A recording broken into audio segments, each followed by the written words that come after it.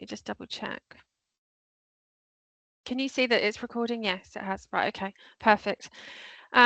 Good morning, good evening, good afternoon, wherever you are in the world. It's so amazing to connect with everyone. I love it. It's really inspiring and definitely makes me feel, yeah, that you know, Michael and Monty and Windy, if he's here, and all the leaders in the field, you know, it must be really lovely for you all to be able to see, you know, the ripple effect that you've all had in what you've, you know, introduced, what you've written about, and what you've all your thinking and your concepts, and how it's influenced really how we all practice. But it's definitely influenced me in a big way.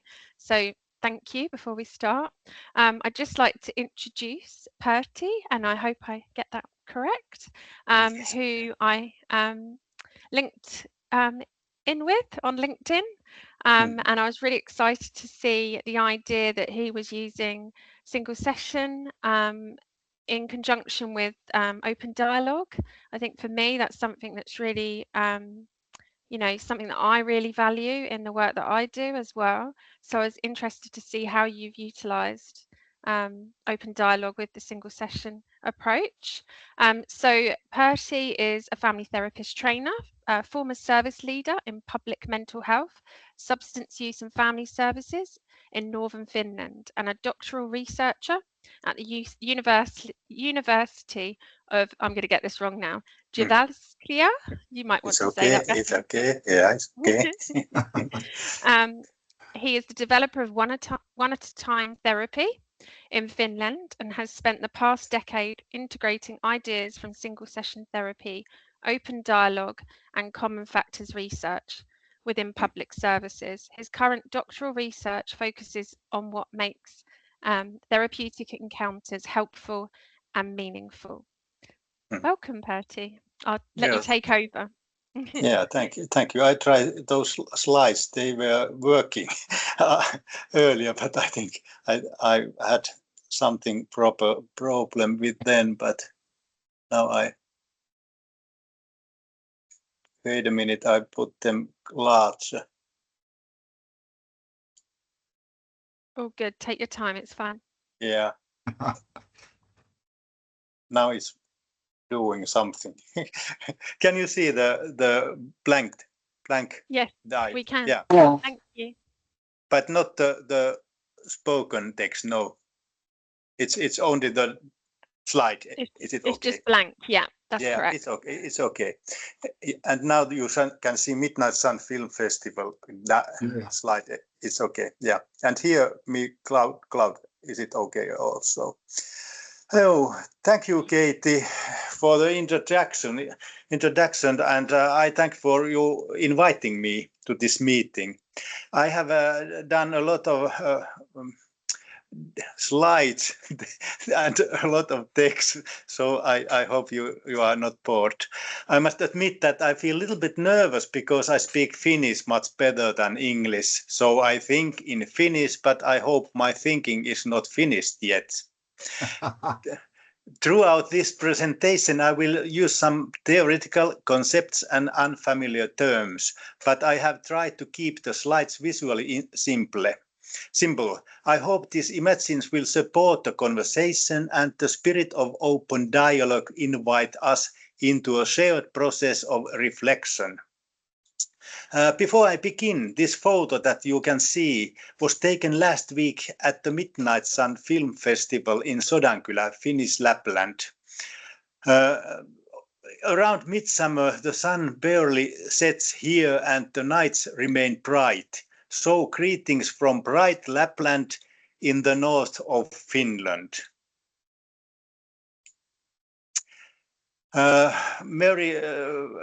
Kathy said about my background, so not so much about it.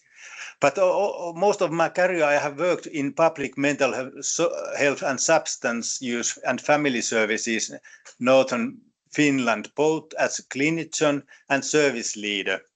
And today I would like to share the development of one-at-a-time therapy in Finnish public services and some reflections from our ongoing research. The story began with a simple question: how can the first encounter become more helpful?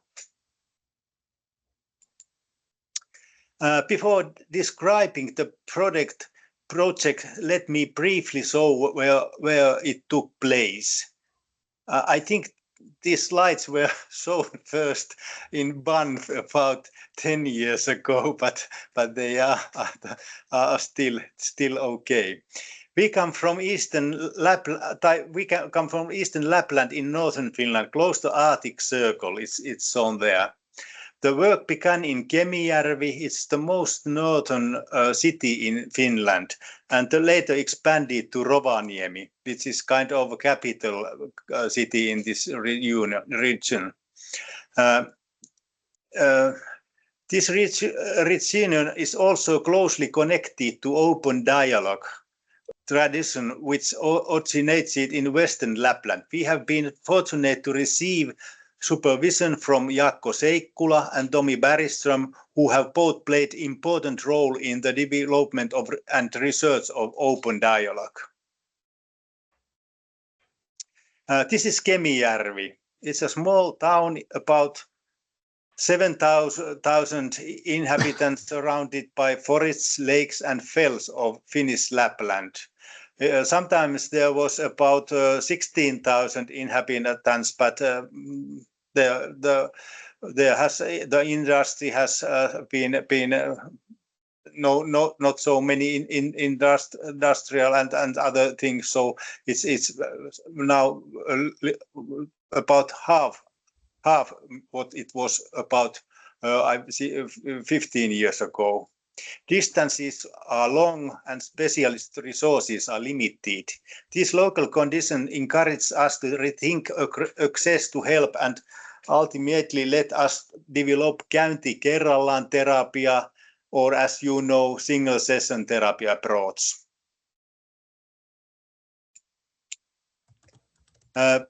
Before going further, I should mention that I will not spend much time explaining single session therapy itself. Many people in this audience know single session therapy far better than I do. Instead, I would like briefly describe how these ideas gradually came together in our work in Finland. Over the years, I have come to see these perspectives as addressing different aspects of the same encounter. Single session therapy provides the structure for the meeting. Open dialogue influences the quality of conversation and how we listen to people. Frame theory helps us understand how the shared understanding is created during the encounter. Common factors help us understand what makes the encounter meaningful and helpful for clients. Although I present these as separate perspectives, I see strong connections between open dialogue and frame theory.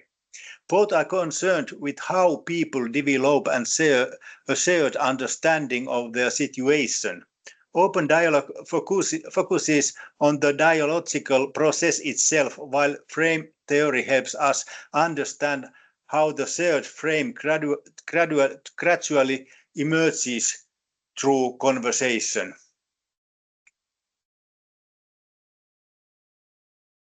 For us, single session therapy is not primarily a therapeutic method. Rather, it provides a structure for the encounter. The brief pre-session form helps us identify what matters most to the person today. This is important because many people arrive with several concerns, and without clear focus, it is easy to spend the whole session talking about problems without reaching the issue that feels most important to them. We also used outcome rating scale rather than focusing primarily on change. We often talked about well-being. We found this to be a natural way of beginning a conversation and explore how the person was doing in different areas of life. The measure helped create a starting point for dialogue rather than simply serving as an outcome measure. At the end of the session, feedback helped us understand how the encounter was experienced. With this structure, practitioners may draw many different forms of professional expertise.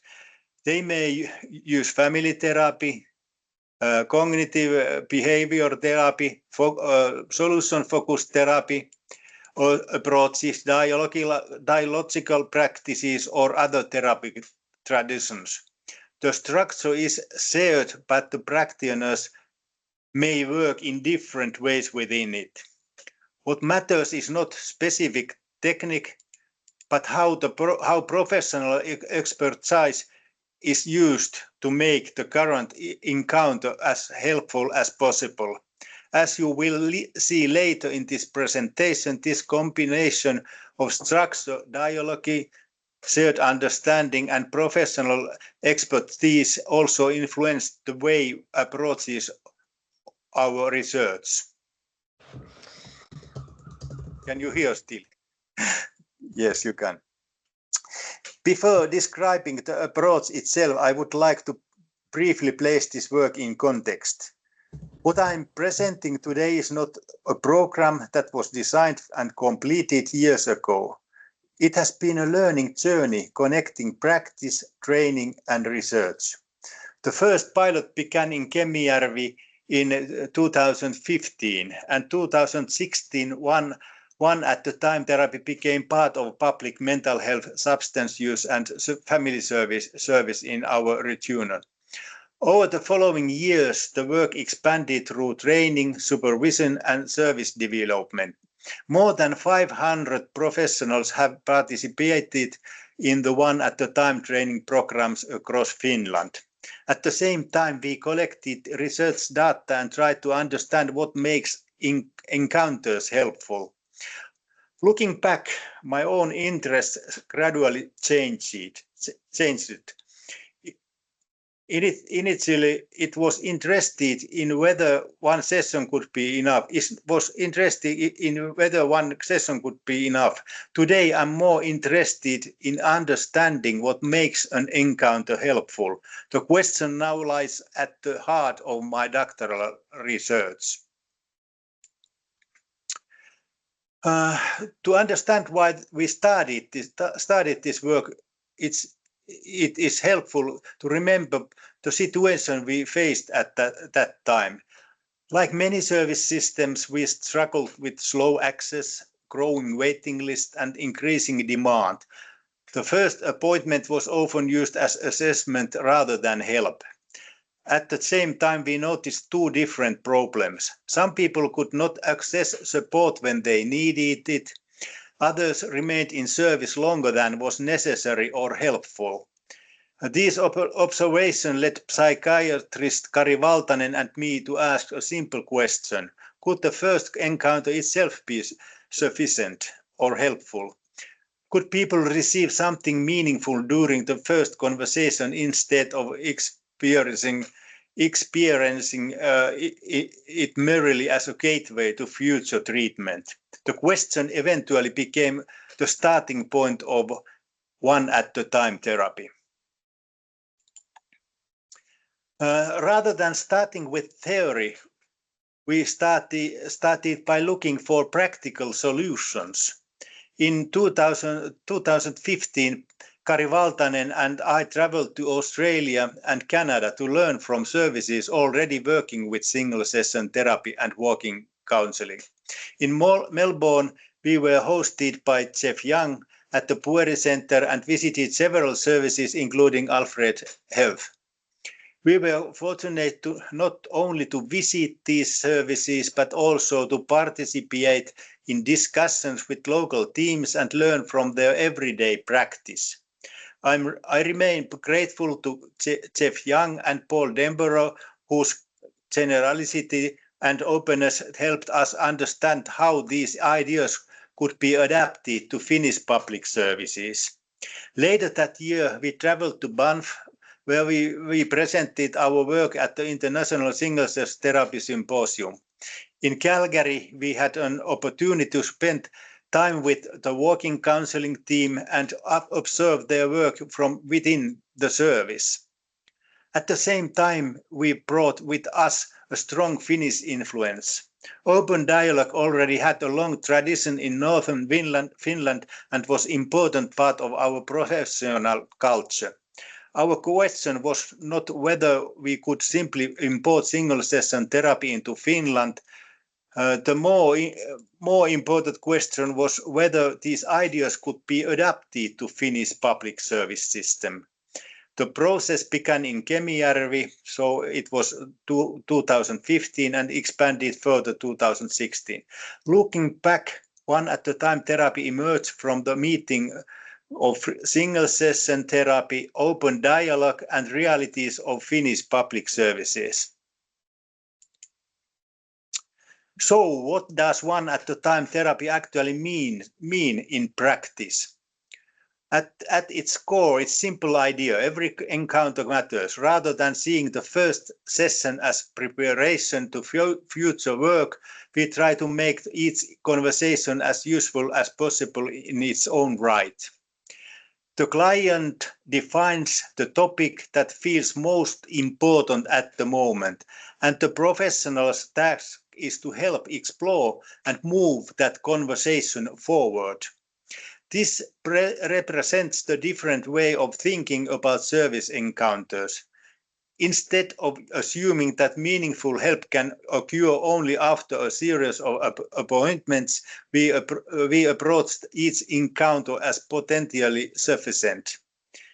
Initially, we used the term one-time therapy. It was 2015. And we soon realized that the name created misunderstandings. Clients sometimes thought they were allowed only one session, while professionals sometimes interpreted the model as an attempt to reduce or restrict care. For that reason, in 2016, we changed the name to one-at-a-time therapy or käynti kerrallaan terapia in Finnish.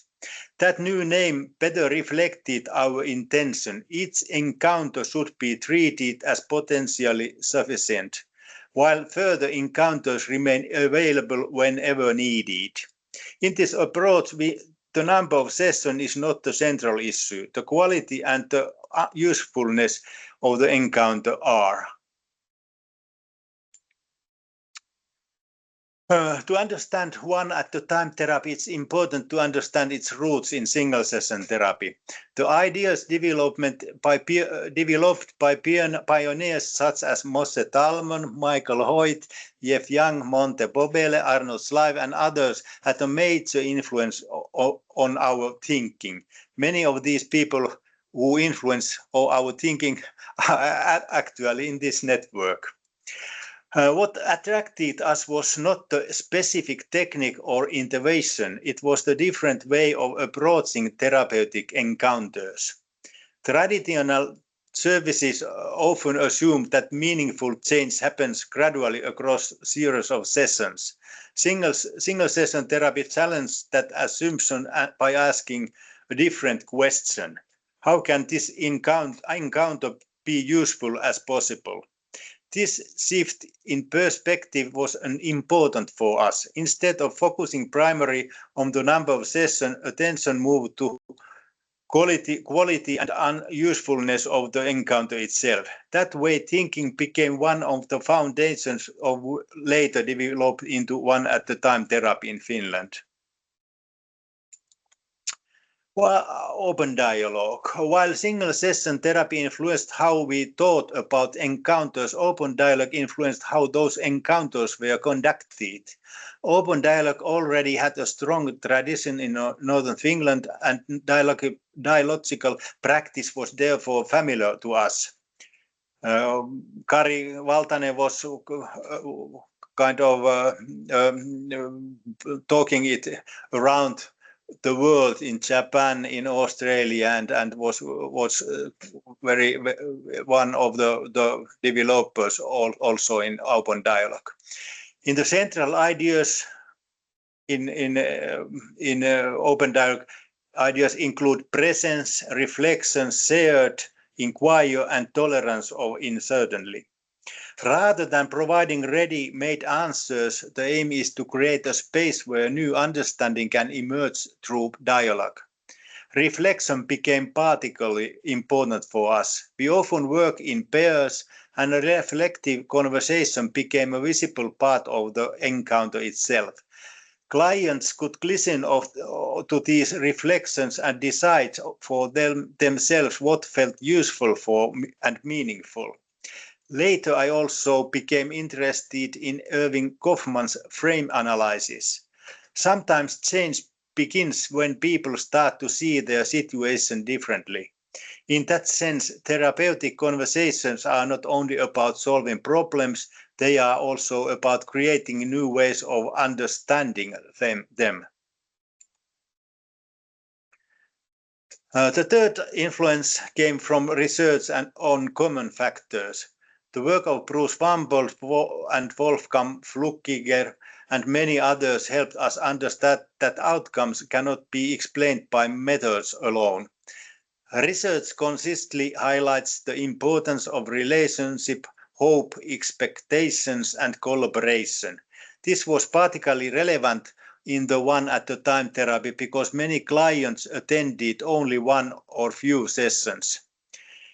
If these factors play such a central role in change, then even a single encounter can be meaningful. Common factors research also provided a bridge between single-session therapy and open dialogue. Both approaches place strong emphasis on relationship, collaboration, and client's active role in conversation. For us, common factors helped explain why these encounters could be helpful even when they were brief. So implementation in Kemijärvi. As I said, first pilot implementation began in Kemijärvi 2015 and expanded more fully 2016. The setting includes mental health, substance use, and family counseling services in Eastern Lapland. Implementation was not simply about introducing a new method, it involved a broader shift in professional thinking. The training combined ideas from single-session therapy with principles from open dialogue. Monthly supervision played an important role throughout the implementation process. One of the first practical changes involved the intake form. Over time, we reduced it to two simple questions. What is your concern? Or sometimes what's the problem? What would you like to talk about today? This small change reflected a larger shift. The first encounter was no longer primarily about assessment, it was about helping. The practice approach. There was practice method, but I think it approach, so I changed it. The slide illustrates how the one-at-a-time approach was implemented in practice in Kemijärvi. Client completed very brief intake process before appointments. There were two reasons for this. First, we believe that change begins when the person makes contact with the service, not when the session itself starts. The period between making contact and attending the appointment often becomes a time of reflection, when people begin to clarify what matters most of them and why they would like to discuss. Second, following the spirit of open dialogue, we wanted to keep the intake process as simple as possible. We did not want to create professional interpretations or assumptions before meeting the person. Rather than collecting extensive background information, we wanted the conversation itself to become the primary place where understanding was developed. Clients were invited to bring forward what felt most important to them. At the beginning of the encounter, we used outcome rating scale and in the end the session rating scale. We often worked as co-therapists and reflective conversation became a visible part of our our encounter itself. One purpose of reflection was that to check whether we had understood the client correctly. By listening to our reflections, clients could hear how we had understood their situation. They could then confirm, correct, or expand that understanding. In this way, reflection became part of building a shared understanding rather than producing expert interpretations. After the encounter, no automatic follow-up session was scheduled. However, all clients were offered a follow-up phone call about 2 to 4 weeks later. At the same time, it was important to emphasize that clients were always welcome to return whenever they felt further support was needed. The aim was not to limit care, but to approach each encounter as potentially sufficient, while keeping the door open for future conversations. Research data. Alongside implementation, we also began a program of research and service development. Our main dataset consists of 61 recorded therapeutic encounters. It means 42 clients. We also collected outcome rating scale and session rating scale measures and conducted follow-up phone calls 2 to 4 weeks later and carried out collaborative in-bio interviews. These findings come from the mixed methods study combining quality and quantitative data from routine clinical practice. Our primary interest was not only whether the model worked, we wanted to understand what happens in helpful encounters. How do clients experience sufficiency? What do they describe as meaningful or helpful, and what seems to support meaningful change during the first meeting? Those questions eventually became the foundation of my doctoral research.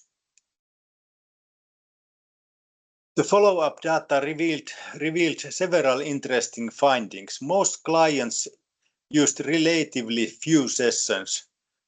1 to 3 sessions was the most common pattern of service use, and the single session was the most common pathway. Approximately 69% of clients reported during the follow-up call that one session had been sufficient for them. It is important to clarify what sufficiency means in this context. For most clients, it does not mean that every problem has been solved. More often, people describe feeling heard, gaining clarity, or identifying a useful next step. Many clients reported that the conversation focused on what mattered most to them.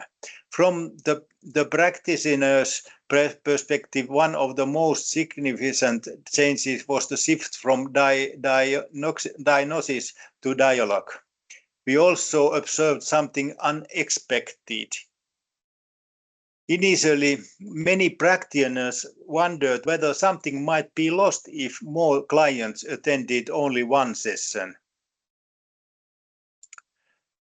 If many clients came only once, would there still be opportunities to use all professional knowledge, skills, and training that practitioners had accumulated over the years? This was a genuine concern.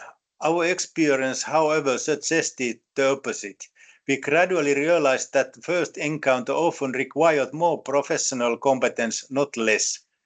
When there might be only one meeting, practitioners could not rely on future sessions. They needed to bring their full knowledge, experience, and therapeutic skills into encounter from the very beginning. In that sense, one at a time therapy did not reduce an importance of professional expertise. It increased it. As we reflected on these findings, we gradually began asking a different question.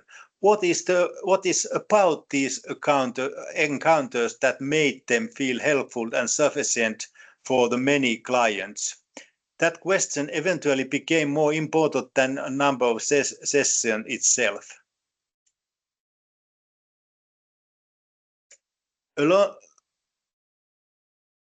Alongside the follow-up calls, we conducted collaborative inquiry interviews based on Tom Andersen's reflective approach. Rather than asking only whether the session was helpful, we were interested in how clients themselves understood what had been meaningful in the encounter. Several themes appeared repeatedly.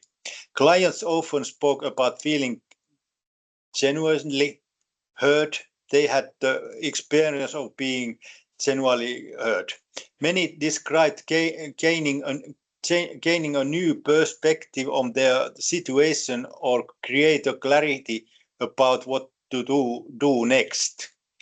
Interestingly, clients frequently highlighted small moments in the conversation rather than specific techniques or interventions. Sometimes a question or reflection or simply feeling understood seemed to make an important difference. Another recurring theme was the development of shared understanding.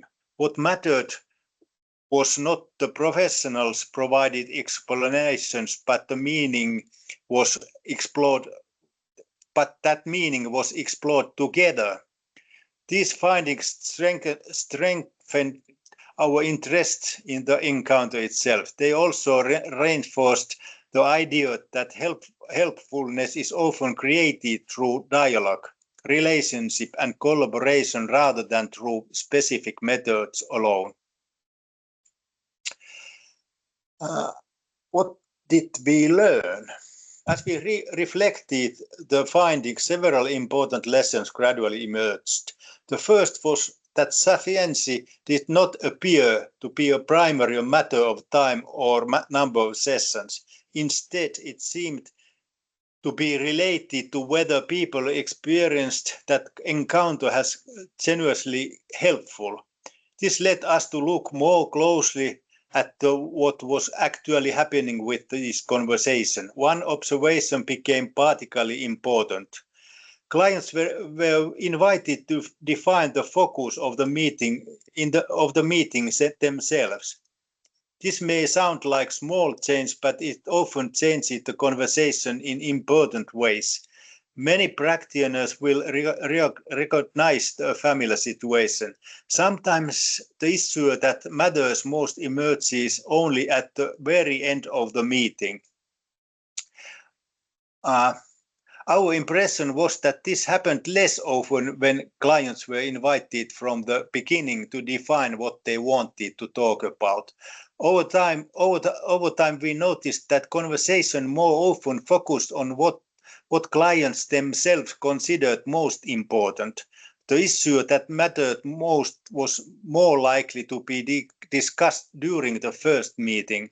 We also noticed that many clients described feeling heard and understood. Reflection played an important role in this process. For us, reflection was often a way of checking whether we had understood the persons correctly. By listening to our reflections, clients could confirm, correct, or expand our understanding. In this way, reflection became part of building a shared understanding of what mattered the most. The same principle was important in family and network meetings. Rather than deciding in advance what the conversation should be about, everyone was invited to describe what felt important from their own perspective. Looking back, I believe that experiences strengthened both client agency and experience of being heard. We also learned that the first encounter can be understood as a service itself. It is not merely an assessment or a gateway to future treatment. Finally, we came to see one at a time as a shared orientation between client and practitioner. The encounter was approaching as something that the encounter was approached as something that might already be useful and sufficient, while further support remained available whenever needed. Over time, this led us to simple conclusion. Sufficiency is not matter of time. Sufficiency is an experience. Over time, we realized that one of the time therapy was more than a therapy model.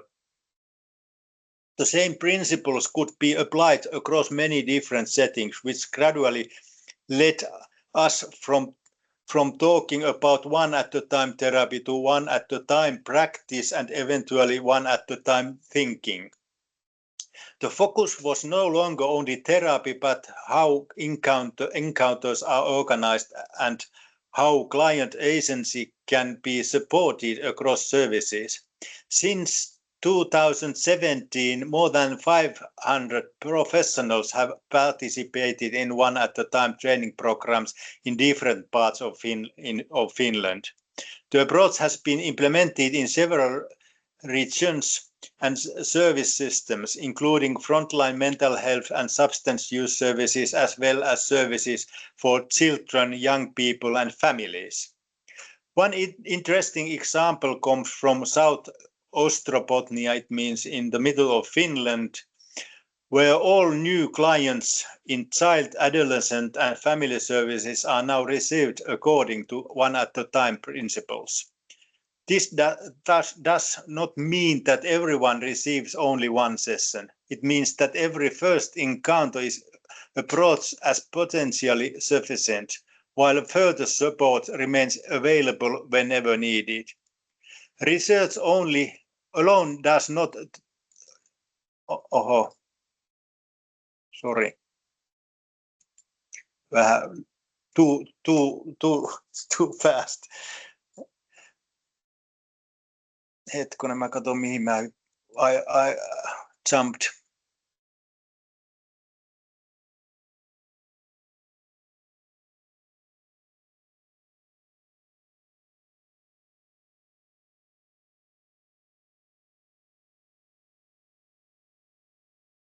Yeah, there's it's research alone does not transform service systems. However, it can provide a shared language, a conceptual foundation and direction for understanding the importance of the first encounter. Over the years, my own thinking has moved increasingly to stepped care too. I do not see one at a time as an alternative to service system. Rather, I see it as a way of strengthening service systems and the level of the encounters. From this perspective, one at a time is not primarily a method. It's a way of thinking about services. When we began this work, 2015, the attention was focused on access to help and patterns of service use. We wanted to understand whether the single encounter could sometimes be sufficient and how many people might benefit from such approach. At that stage, they were also trying to establish the legitimacy of single session therapy within public services. One time, however, my own interest gradually changed. This shift is also reflected in my doctoral dissertation. The questions are currently being explored in 4 articles that are being developed as part of the dissertation. Together, they focus on theory, therapeutic process, implementation, and collaborative inquiry. Today, I'm less interested in how many sessions people use and more interested in what happens within helpful encounters, what creates the sense of sufficiency, and how is client agency strengthened. How does shared understanding emerge? What role do dialogue, reflection, and relationship play in the process? And how do people decide that one encounter has been enough, at least for now? These questions are now at the center of my doctoral research. Looking back, I believe this shift in focus has been one of the most important outcomes of the journey. We began by asking whether one session could be enough. Today, I'm less interested in asking how many sessions people need. I'm more interested in understanding what makes an encounter helpful. And last, before we finish, I would like to invite a different kind of discussion. Throughout this presentation, I have spoken about single session therapy, open dialogue, common factors, and ideas of sufficiency. And none of these ideas developed in isolation. These emerged through conversation with clients, colleagues, researchers, and practitioners over many years. For that reason, I'm interested not only in questions but also in reflections. What resonated with you, your own experience? What felt familiar? What felt different? And what questions remain open for you? I believe that new understanding often emerges through dialogue rather than through definitive answers. So I would be very interested in hearing your thoughts and reflections. And if ideas or questions arise later, please feel to contact me by email or through LinkedIn. Thank you for your time and your attention and for the work you are continue to do developing helpful encounters around the world. Thank you. Amazing. Thank you so much. There's so much I could say, but I will open it up for everybody else to ask some questions first. There's some in the chat as well, but would anyone like to start?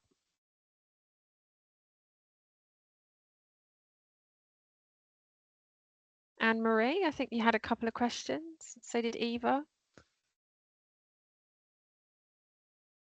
Thanks, Pertti. That was great. I'm sorry I'm looking up, but my other screen isn't working. So I am looking at all of you, and that was a great presentation. Pertti, I think this helpful encounter piece is extremely important. And I know Monty and Arnie and some people at our organization have been working on the core components.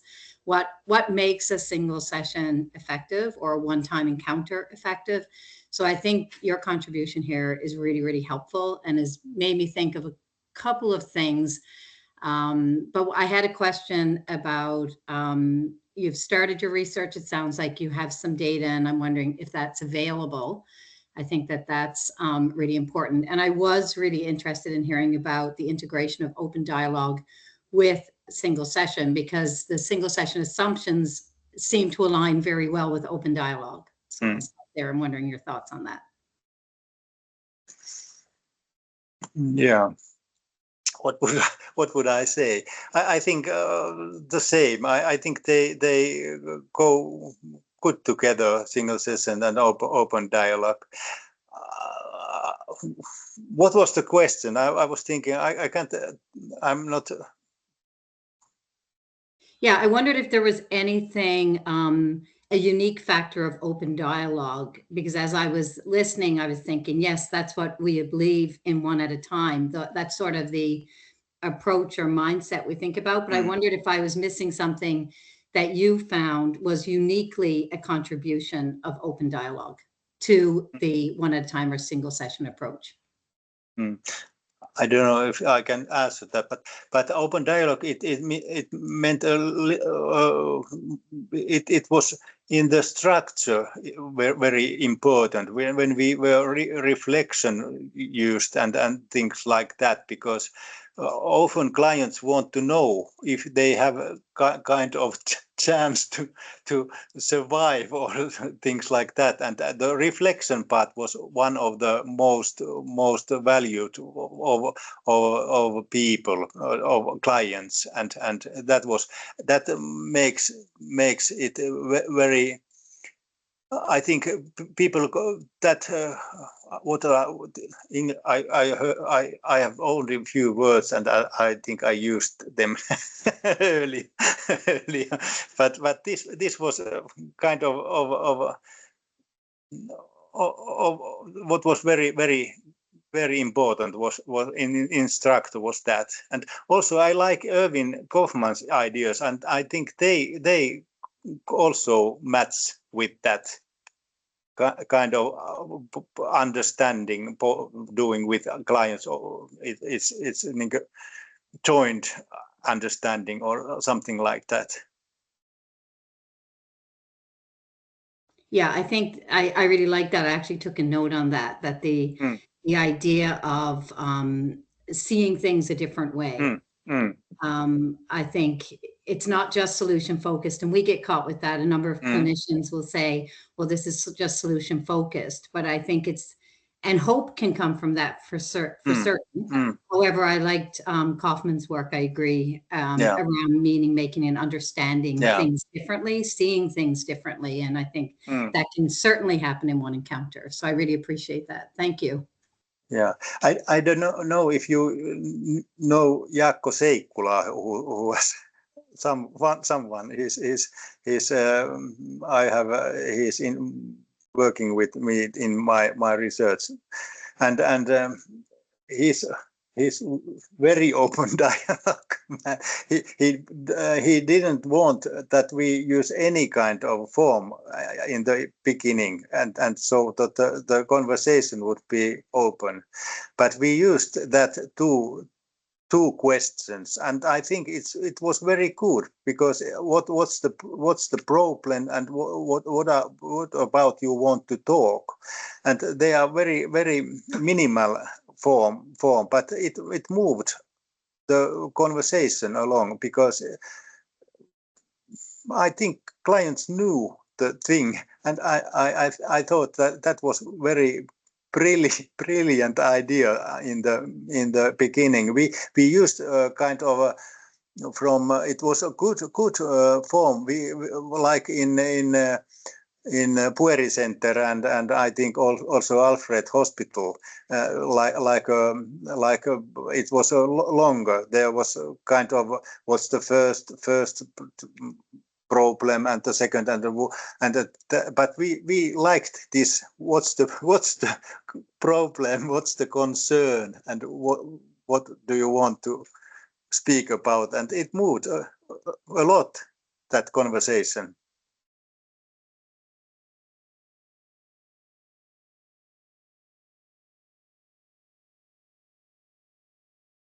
But as I said, there's my email, and I if you want to ask something, I'm better writing than speaking, maybe, and I would gladly answer if you want something or discussion. Yeah. Your English is really good, Pertti. You started off with saying that it isn't, but it's actually really good. I just want you to know that. So we can definitely converse, and yeah, I understand you, and I understand it's when you're on the spot, it can be quite difficult. So if you want to answer these questions afterwards and follow up in an email, then no pressure. Like, I want you to feel comfortable too to answer these thoughtfully as well. Eva, did you want to ask? Yes, hi. Thank you so much for the presentation, Eva. And my question is about the type of conversations. Has it changed what people bring into the conversation? So not the how, but the what. And over time, you've been doing this work for a long time. So I would like to learn a little bit more about whether the needs of people, if we ask them what they want to bring, whether that changes over time. We started calling some of our work in this space what matters to you, so the what matters to you conversations. And I'm just interested in moving from the referral-based assessment, then have a conversation, to a self-motivated, self-referred, what matters to you, and whether that shifts the kind of the problems or conversations people want to bring in. What we find, particularly with young people, when they get referred, the presenting problem could be quite different from the referral presenting the problem to when you ask the young person what matters to you. So there is that kind of gap as well. And as Suzanne put it into the chat, we do have that systemic barrier to access in a meaningful way because people are obsessed with assessment. That's just a comment. So yes, I would like to know, but you don't have to, as we talked about it, you don't have to, I don't want to put you on the spot, but I'm kind of interested, and it's a question to everyone, is the kind of, what kind of things people bring when they ask what matters to you?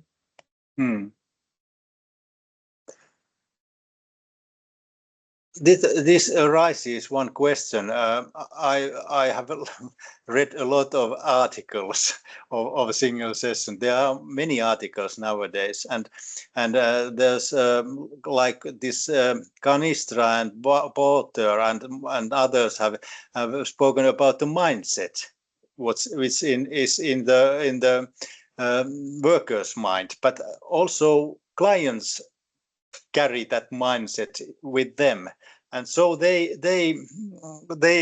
have all thoughts what's the therapy, what should be it, and what should the question were, and thinking things like that. And they probably many times they thought therapy, when they are coming to therapy, they have think it a lot, and they think that they are coming for years in therapy. So how to get that mindset change it's that conversation with clients, because some were afraid that only one session, I've come here from a long way, and I want to have therapy. So that was one of the when we ask only those questions, they were kind of, because they have they thought that there is long forms to fill. It was a kind of change. I don't know, but that was in my mind.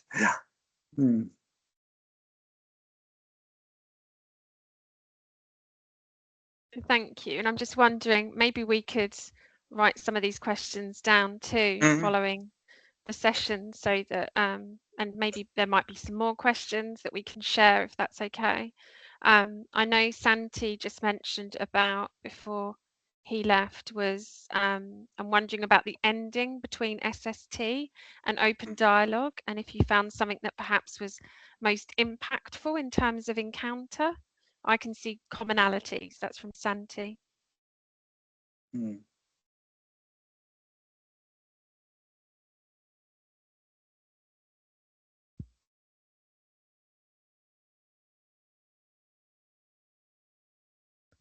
Monty, did you have a question too?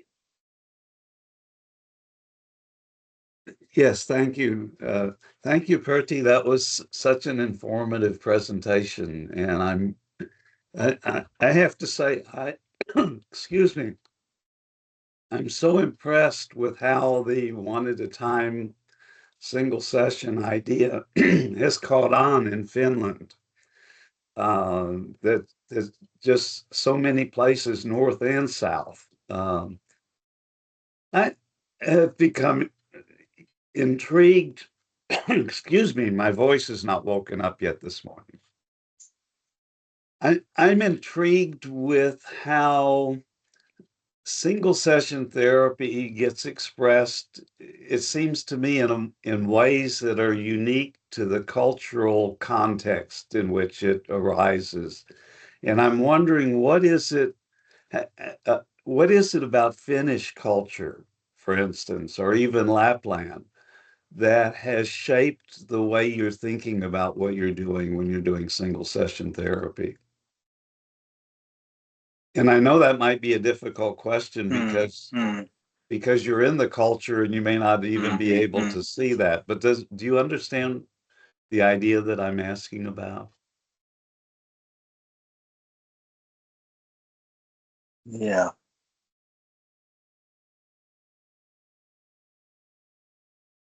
For instance, the open dialogue is something that seems to be a fit. Mm. And in some ways, people in the US would have some resistance to that kind of an idea because it's what you're doing is centering the relationship and not the expertise, for instance. Yeah. There's an interesting thing that open dialogue and single session therapy, they rises same time. 19th. Yeah. The history is same long. Yeah.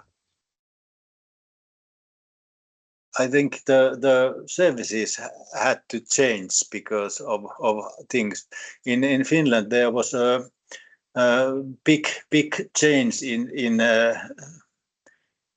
services with social work and medicines, and there was kind of new ideas needed because of the queues and things like that, and also the youngsters or adults were in very bad shape, if I say so, because so there is new. If you, Popele, you know the walking system in Finland with the young ones, and it's, I think it's taken the part because it is needed in these services nowadays.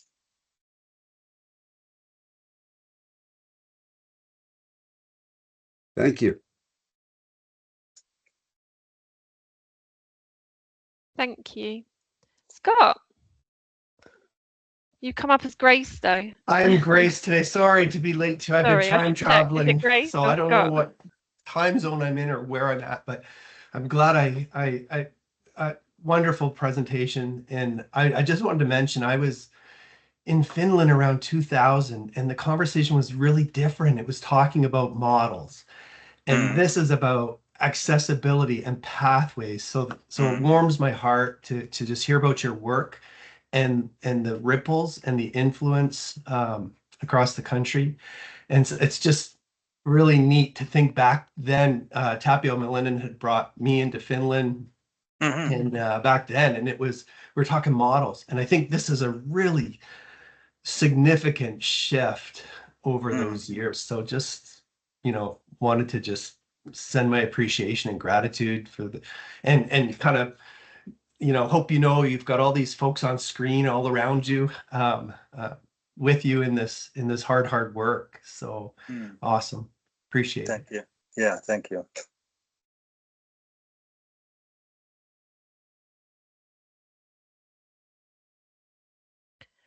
Thank you. I'm just mindful of the time now, and I'm not sure how everyone's feeling, but if there are some questions on reflection and you want to, I just invite you to obviously send them to me. I'll collate all of the questions and send them across, and also share this recording, because thankfully AI hasn't sabotaged us this time, which is nice and reassuring. And I apologize, Anne-Marie, for last time. But yeah, no, just want to thank you, Pertti, for obviously being so generous with your time and sharing the amazing work that you're doing. And as Grace Scott mentioned, it's I should double check with that, sorry. It's, really wonderful to hear the ripple effects and how people are challenging the status quo and shifting the paradigm in terms of how we're offering services. So yeah, just grateful to work alongside everyone and hear everyone's ideas and how they're practicing. It's great. I did mention in the chat as well, and I hope it's okay to just share, but Sarah Lewis, who wasn't able to join us today, from Normal Magic in the UK. She's hosting the Single Session Symposium next year in Exeter in the UK, and she will be. She's asked if you wanted to reach out to find out more about the symposium. Please do. Her email's also in the chat, but I will send that to you all separately as well after this.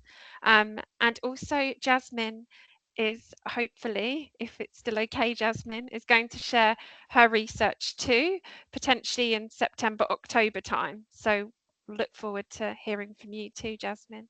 So thanks everyone once again. It's lovely to see you all, you know, Monty and Michael and everyone making the effort at such early hours, or late for Suzanne, and Rachel as well. So thank you. Thanks everyone. Take care. Thank you. Thank you. Bye bye.